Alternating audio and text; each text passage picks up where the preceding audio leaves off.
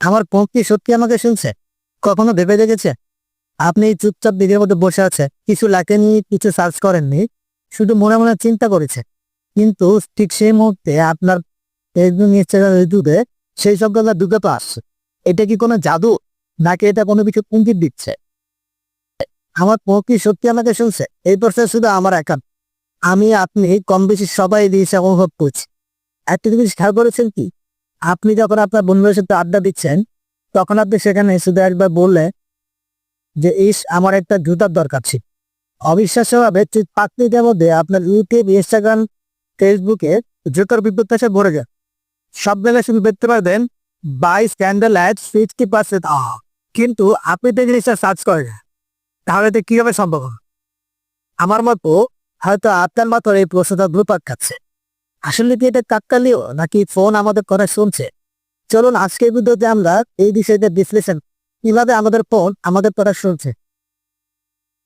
অনেকে ধরে থাকে মোবাইল আমাদের কথা মাইক্রোফোন দিয়ে শিখছে, কিন্তু ফেসবুক, গুগল সবসময় ধরে থাকে এটা তারা করে না, কিন্তু তবুও এটা হচ্ছে। কিন্তু যদি তারা না শোনে, তাহলে কিভাবে তারা বুঝতে পারলো আমি আপনি কি ভাবছি? আমি তো শুধু ভেতর কথা বললাম, কিন্তু এছাড়াও আপনাদের দৈনন্দিন জীবনে বা আমার দৈনন্দিন জীবনে এরকম অনেকবার হয়েছে, আমি পিছিয়ে নিয়ে ভেবেছি, সাথে সাথে আমার মোবাইলে, আমার ফেসবুক, ইনস্টাগ্রাম, ইউটিউবে ওই জিনিসটার বিজ্ঞাপন এসে গড়ে দিয়েছি। তাহলে আসল খেলাটা কি? আসল খেলাটা হচ্ছে এআই এর ডেটা ব্ল্যাক। শুনুন তাহলে, আমি যা বুঝতে পারলাম, এটা আসলে মাইক্রোফোন দিয়ে শোনানো হয়। এটা আসলে আর্টিফিশিয়াল ইন্টেলিজেন্সের ডেটা ট্র্যাকিং সিস্টেম। আমাদের দৈনন্দিন জীবনে আমরা যেসব অ্যাপ ব্যবহার করে থাকি, সেই সব অ্যাপস আমাদের তথ্যগুলো সংগ্রহ করছে। যেমন ধরুন আমাদের লোকেশন, আমরা কোথায় যাচ্ছি, কোন ক্যাফেতে যাচ্ছি, কোন রেস্টুরেন্টে যাচ্ছি, কোন দোকানে যাচ্ছি, সব কিছু ভবিষ্যৎ তারা প্ল্যানিং করে। এরপর তারা ব্রাউজার হিস্ট্রিও ট্র্যাক করে থাকে। আমরা কি দেখছি, কোন ওয়েবসাইটে যাচ্ছি, তারা সবকিছুই ট্র্যাক করে। আমাদের আশেপাশে বন্ধু বান্ধবের অ্যাক্টিভিটিও তারা ট্র্যাক করে থাকে।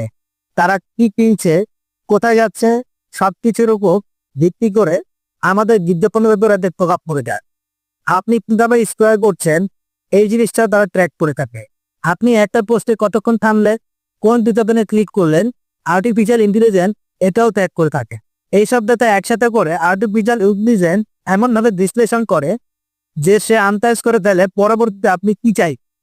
আপনার পাশে গেছে যদি জুতোর কথা বলে, তাহলে তার ডেটা ট্র্যাক করে হলেও আপনার মোবাইলে বিজ্ঞাপন চলে আসবে। সবচেয়ে আমরা কোনো ইউজার নয়, আমরা এখন একটি পণ্যে পরিবর্তন হয়ে গিয়েছি। যে অ্যাপটি আমি আপনি কিতে ব্যবহার করছি, কোম্পানি সেই অ্যাপটি আমাদেরকে ফ্রিতে বিক্রি দিচ্ছে, কিন্তু আমাদের ডেটা বিক্রি করে তারা মিলিয়ন মিলিয়ন ডলার কামিয়ে দিচ্ছে। আমার আপনার প্রতিটি পছন্দ, প্রতিটি মুভমেন্ট, প্রতিটি চিন্তা এখন বাজারজাত পণ্যে পরিবর্তন হয়েছে। তাহলে আমাদের এখন কি করণ? চলুন সেটা দেবেন। আমি নিজেও যেটা করি, আপনাদের সেটা করতেই বলি। সর্বপ্রথমে আপনি আপনার মোবাইলের সেটিংসে গিয়ে মাইক্রোফোন সেটিংসটি দেখে দিবেন।